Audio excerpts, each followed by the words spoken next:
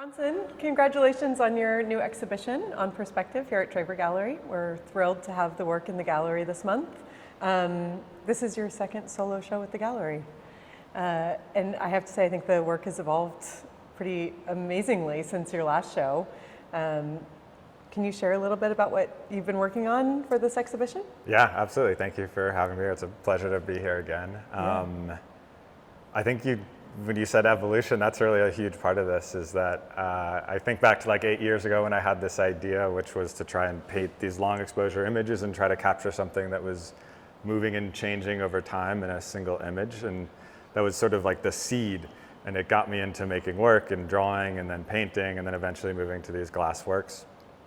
And over those years, it's just been evolving and evolving and evolving. And this show really started out with two pieces of advice swirling around in my head. The first was my high school teacher, Brooke Battersby, who looked at a bunch of work that I was doing with people's faces, and she said, you know, every single face you do is straight on, it's just portrait. She was like, maybe try to twist the head a little bit and add a little perspective to it. And then the second piece of advice was a woman named Kathy Moss, who's on the East Coast, a painter. And she looked at some of the work that I was doing and said, you know, you're painting entirely from your imagination. And I would suggest that you try to look at the world a little bit and try to paint from observation. And so those two ideas came together and I started working, didn't think about it too much, but I just wanted to do that.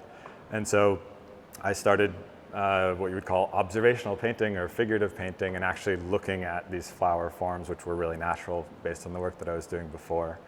While we're talking about this, let's actually look at some of the pieces here. I think that'll be helpful for folks who are watching, because they are like unbelievably lifelike. Yeah.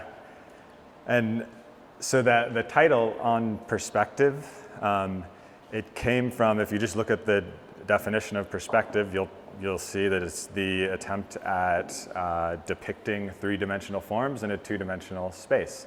So you can imagine like drawing a cube and giving it that sense that it actually is a three-dimensional object, but doing it on a flat surface. And so I started really thinking about that. I was like, okay, well, I've been drawing this floral form. What if I were to actually draw it exactly? And maybe instead of drawing it straight on, what if I started to tilt it and paint it at an angle and give it a little more gesture? So that was really the driving force in making the work. And I think it shows when you look at it, there's so much more detail and there's so much more reality to it that you just could not capture from painting from imagination. Yeah, they are incredibly lifelike, and they do, I think, really represent well the time that you've spent like looking at things in nature and observing plants and recreating what you see in life. And they still are very obviously paintings, which I love about them.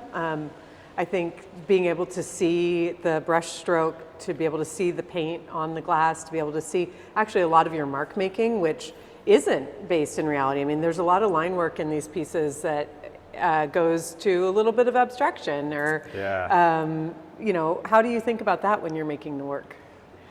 Yeah, I mean, sometimes it's like, each one of these pieces was almost an attempt at, you know, tackling an idea. So I was looking at all these different form elements of painting. So you paint, you know, think about light, you think about composition, color, like painterly aspects, transparency, opacity. And so a lot of these works were an attempt at saying like, oh, I really want to play with this idea of opacity and transparency. So like this piece really specifically, if you look at it from front, like the petals of the flower, it's a peony, they sort of become white, but they also have this really faint yellow glow to them.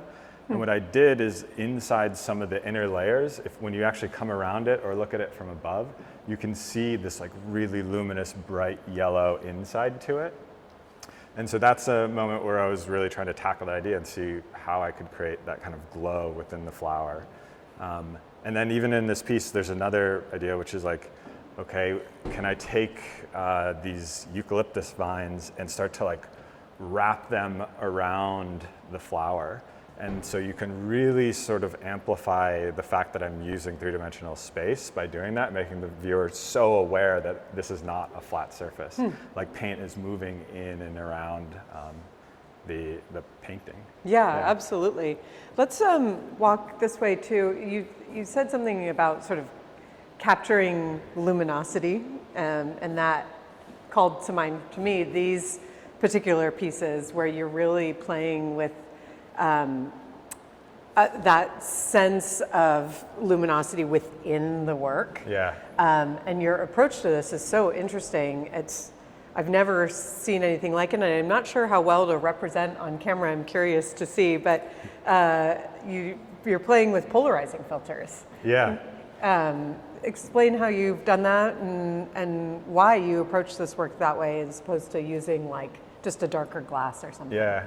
So if you're a painter, you're going to think about light at some point, and you're going to then start obsessing over it, just like you would with color. But light is just like, for painters, it's amazing. And I started thinking about light as making work, and especially since I was working with glass where light passes through it, and you start to think about it in new ways. And I was actually researching, I was like, what can you do with glass to paint with light? There's an artist named Udo Noguer who paints on canvas, and he's not actually painting on the canvas, but he's changing the way the canvas absorbs light, and it makes a painting. I was interested in that idea of like using light as the material. And I came across this optical phenomenon called linear polarization. Not wildly complex. You have linear polarizers in your sunglasses. And what happens is if you take two of those polarizers and you cross them, light cannot pass through both of them. But it can pass through each one individually, but it cannot pass through both. So I've sandwiched these glass sculptures in two linear polarizers that are crossed. And so light can come into it from this side and it can come into it from this side, but that light coming from the right and the left will not leave the sculpture on the other side. So when you look at it directly in front of it, you will get the impression that it is an opaque background, like somebody actually painted the back of it black. If you start to move around it at an angle, it'll actually become transparent. And when you look at the side of the glass, you'll notice, well, this is not black glass at all, it's totally transparent. So it's this really interesting way of actually painting with light and making the sculpture and the paint in there actually come to life. It's really, I mean, the science of that is fascinating, and when you explain it and you look at it, there's definitely this like ooh, ah moment. But to me, even more than sort of what you've done technically with these pieces is the effect that it has when you're viewing them. They have this sort of Victorian feel to them. There's something like ephemeral about them. They also remind me of film. Totally. The color of the polarizer is sort of reminiscent of film, and it's almost like you've expanded a piece of film or like a slide of something. They're really beautiful and poetic pieces. Yeah, like black and white photography, long exposure images, X-ray imagery. These are all things that are kind of kept in my mind.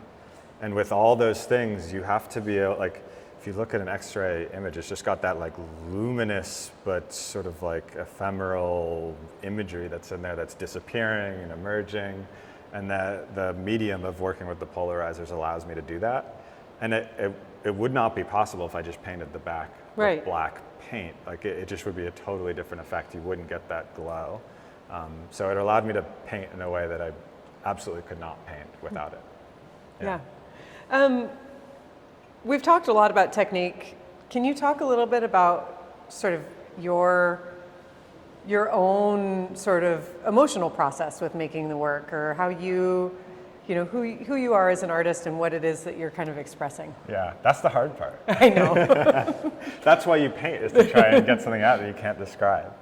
I talked a little bit about that idea of, you know, it started out with this idea of a long exposure image. And if I think about like why I was attracted to that, it was thinking about how our understanding of the world changes the more that we learn about it. So I was giving an example to somebody earlier. When I was in college, we would go to this river that flowed into Lake Champlain in Vermont. And every day we'd take water samples and we'd watch, at the end of it, you had this data set that showed you how like the runoff from the farm affected the lake, and you could like see that on a graph. And it was this way, it like brought to life something that I couldn't see with my own eyes. And then in the same way, I think when you meet somebody for the first time, you have this sort of sense of an impression of who that person is. Sarah is lovely, she's loud, she's scary. One of these, you know, it's the first one, but you know, you walk away with an impression, and as you talk to that person, you learn about them, it sort of uncovers who they are, and you update your impression of who that person is. And that was where like all my art making started. Was like, can I capture that idea? Like this weird conceptual idea there's not an image that captures it, and I went from there. I've been thinking about this recently too, because I think the work that I'm making now doesn't necessarily actually hit on those ideas, but that was like an entry point for me to just start making work. And more recently, a lot of the work has been about like capturing this really just like a focus on a feeling. So think about like when there's fog in a forest and the light sort of hits it, and it creates this magical moment where like you can see the space between the trees, and it's just like completely unreal. Like I love that moment, and there's a feeling associated with it that I want to try and capture. Like the hydrangeas, looking at like hydrangeas after a storm, and like the water's on them and it's shimmering, and they're this like fluffy thing, you like want to touch it. Like that's something that I want to capture.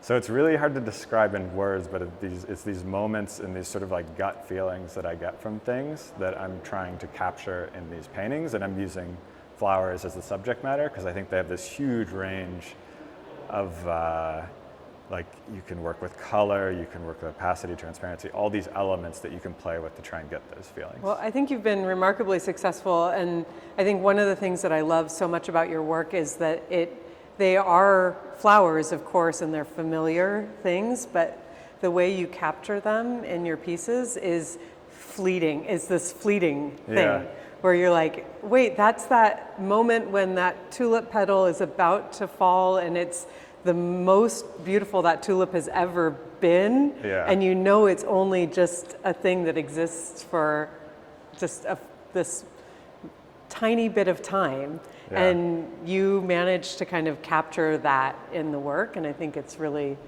exceptional and really beautiful. Congratulations, Bronson. I'm excited about it. Thank you so much for sharing about your process and a little bit more about how you approach your work. For all of you, I hope you can see the show in person. It's up through the month of October, and come in and see it. Check it out online if you can't come in person, and look forward to seeing you soon. Thank you. Thank you.